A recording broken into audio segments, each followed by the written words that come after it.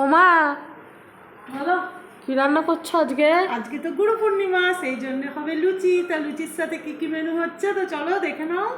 দেখো এখানে পায়েস বসিয়ে দিয়েছি, আর এদিকে হয়েছে ছোলার ডাল সেদ্ধ হয়ে গেছে। তো দেখো পায়েসটা হয়েই গিয়েছে, কাজু বাদাম কিশমিশ দিয়ে সিমাইয়ের পায়েস করেছি। আর ওদিকে ছোলার ডালটা তো সেদ্ধ করে হয়ে গিয়েছে, এই ডালটা এখন ছুকবো, সম্বরা দেবো। আর এইদিকে আলুটা আছে, আলুটা সিটি মেরে নেবো কুকারে দিয়ে, আলুর দমটা করবো। আর দেখো এখানে মশলাটা বেটে নিয়েছি, এর মধ্যে কিন্তু অনেক রকম মশলা আছে, নিরামিষি আলুর দম বানাবো। লবণ, হলুদ আর লঙ্কা গুঁড়ো এটা দিয়ে দিয়েছি ওপর থেকে। তো মশলাটা ভালো করে কষিয়ে নেবো যতক্ষণ না তেল ছাড়ছে।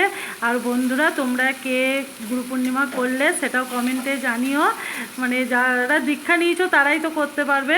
আর মশলাটা ভালো করে কষানো হয়ে গেল, অনেকক্ষণ ধরেই কষালাম, তারপর তেল হালকা ছেড়ে দিয়েছিলো, দিয়ে মশলা ধোয়ার জলটা দিয়ে দিলাম।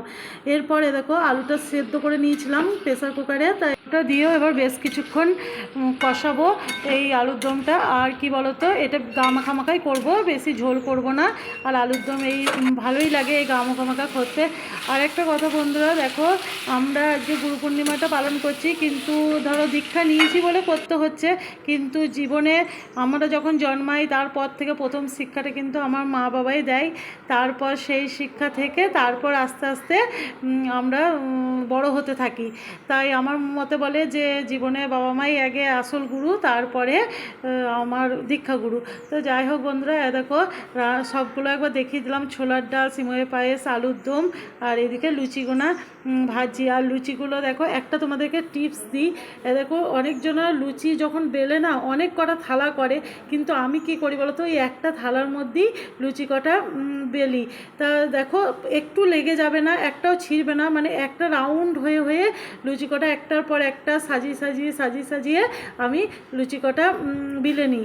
তা আমার কি বলো তো, একটা একটা করে আবার সেই মাপি, আবার একটা একটা করে তুলে আমি লুচি কটা ভাজতে থাকি। তো একটু ছেড়ে না, একটু কিচ্ছু হয় না। তো এটা একটা আমার মনে হলো যে এটা একটা তোমাদের কাজে লাগবে, আমার মেয়ে বান্ধবীদের, তাই জন্য আমি এটা বানালাম, মানে এটা বললাম তোমাদেরকে। তো যাই হোক বন্ধুরা, এইভাবেই হলো আজকে আমাদের গুরু পূর্ণিমার খাবার দাবার দুপুরের। তো তোমাদের ভিডিওটা কেমন লাগলো অবশ্যই কমেন্টে জানিও। তোমরা সবাই ভালো থেকো, সুস্থ থেকো, আবার আসবো অন্য একদিন আর একটা নেক্সট ভিডিও নিয়ে তোমাদের সামনে। তা চলো লুচি কটা হতে থাক। আর আমি এই দুপুরবেলার মতনই লুচিটা করেছি, আর তরকারি পাতি দুবেলাকার করে রেখেছি।